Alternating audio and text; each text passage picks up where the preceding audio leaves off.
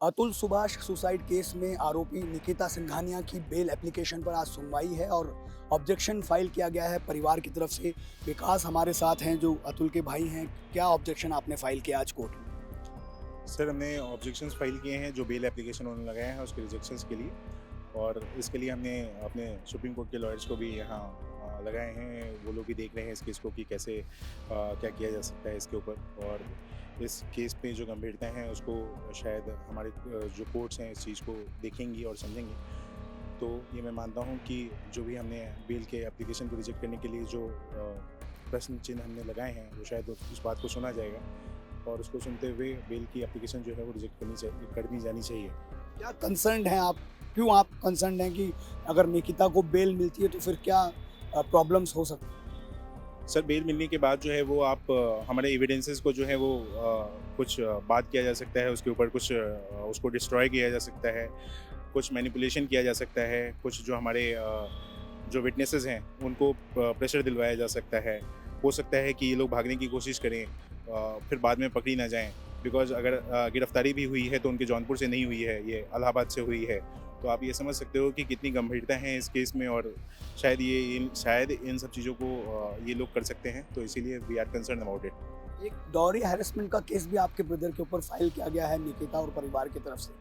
उसको आप कैसे कंटिन्यू कर रहे हैं? सर, मैं जो जज इस केस को देख रही थी, मैं उन जज से ये क्वेश्चन करना चाहता हूँ कि आप प्राइमा फेसी एविडेंस क्यों नहीं देखते हैं कि अगर कोई बंदा 10 लाख रुपए का केस डाउरी का डाल रहा है, तो क्या उसके बैंक एविडेंसेस नहीं देखने चाहिए? कि क्या ये केस इस्टेब्लिश होने से पहले उसको नहीं देखना चाहिए, या फिर उसको सिर्फ डाउरी का केस जो है वो लगा दिया जाए, उसके ऊपर ट्रायल चलाए जाएँ, उसको हरासमेंट किया जाए?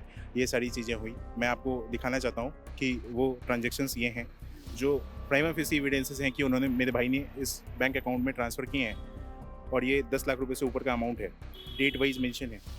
तो इसको ट्रांसफर किए गए हैं ये अमाउंट? ये लिखा हुआ है, आप निकिता निशा सिंघानिया एंड ट्रेडिंग कंपनी, इन सबको ट्रांसफ़र जो किए हैं वो डेट वाइज़ मेंशन है। तो ये कोर्ट में भी अवेलेबल एविडेंसेस हैं। क्या अमाउंट है ये? टोटल ट्रांसफर अमाउंट कितना है सर ये?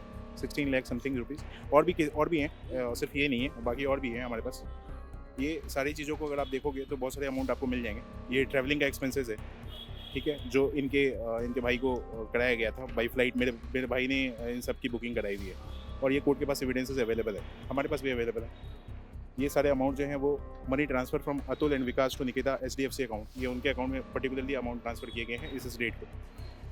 तो क्या ये एविडेंसेस इनफ नहीं है डाउरी के केस को डिसाइड करने के लिए कि क्या ये डाउरी हो सकता है कि हमने लिया है? और मेरा दूसरा क्वेश्चन है, डाउरी देने वाले को भी सज़ा मिलती है, डाउरी लेने वाले को भी सज़ा मिलती है। तो अगर कोर्ट ने एस्टैब्लिश किया कि हमने डाउरी लिया है, तो क्या डाउरी देने वाले को गिरफ्तारी नहीं होनी चाहिए? शायद वो 5 साल की जेल है, आई गेस, मुझे नहीं पता कि क्या सेक्शन में है, बट डाउरी देने वाले को भी 5 साल का जेल है। तो उनके खिलाफ क्यों नहीं एक्शन हुआ? एडिशनल एफिडेविट आपने यहाँ पर फाइल किया है इन सब एविडेंसेस के साथ में? सर, अभी बैंगलोर कोर्ट अभी हम अपने लीगल एडवाइजेस इस पे ले रहे हैं कि कैसे हम चीज़ों को लेके चलेंगे आगे। और आप सभी मीडिया वालों से हम उम्मीद करते हैं कि ये जो केसेस हैं इसको लाइव दिखाया जाए सभी लोगों के सामने। एक पता चला जाए कि कानून व्यवस्था कैसे चलती है, जज कैसे इस चीज़ को लेके चलते हैं। क्योंकि अगर बहुत सारे ऐसे सुसाइड हो रहे हैं जो मेन प्रताड़ित हो रहे हैं इस पे, और मेन की आवाज़ सुनी नहीं जाती, कोई कानून नहीं है हमारे देश में इस चीज़ के लिए।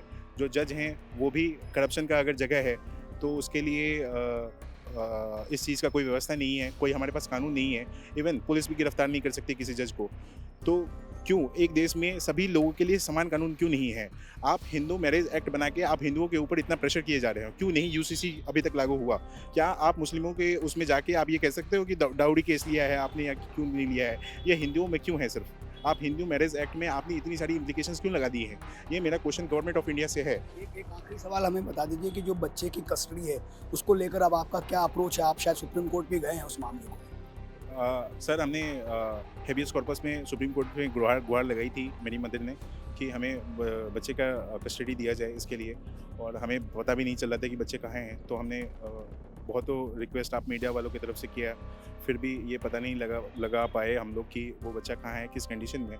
तो हमने हेबियस कॉर्पस में सुप्रीम कोर्ट में गए थे। सुप्रीम कोर्ट ने डायरेक्शंस दिए हैं 3 स्टेट्स को कि वो बच्चा कहाँ है उसको पता लगा के 7 जनवरी के तक वो पता लगा के बताया जाए कि कहाँ है वो बच्चा। फिर हम इंटरम कस्टडी के लिए भी जाएंगे और परमानेंट कस्टडी के लिए भी जाएंगे इसके लिए। विकास जिनका ये कहना है कि जो परिवार है निकिता सिंघानिया का वो आपराधिक प्रवृत्ति का है, इसी वजह से उन्हें ऐसा डर लगता है कि अगर उन्हें बेल दी जाती है तो वो एविडेंसेस को डिस्ट्रॉय कर सकते हैं। इसी वजह से आज उनकी बेल एप्लीकेशन को यहाँ पर बेंगलुरु के एक लोकल कोर्ट में चैलेंज किया गया है।